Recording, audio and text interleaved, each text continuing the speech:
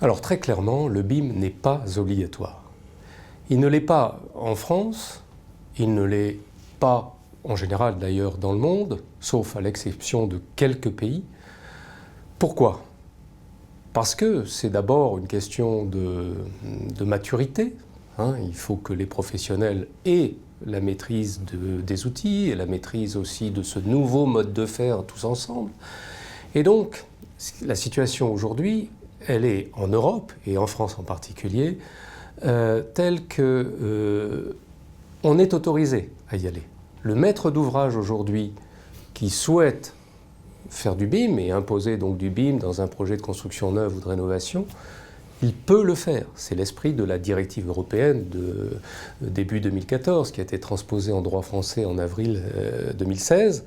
Et donc, effectivement, les maîtres d'ouvrage peuvent y aller. Ils ne sont pas obligés d'y aller, c'est une nuance importante. Ils peuvent y aller d'ailleurs encore sous certaines conditions. Je ne vais pas m'appesantir dessus puisque ça devient vite assez technique. Mais l'état d'esprit, c'est ça. L'état d'esprit, c'est d'encourager les maîtres d'ouvrage à y aller sans annoncer d'horizon d'obligation. Alors ça ne veut pas dire qu'il ne faut pas y aller.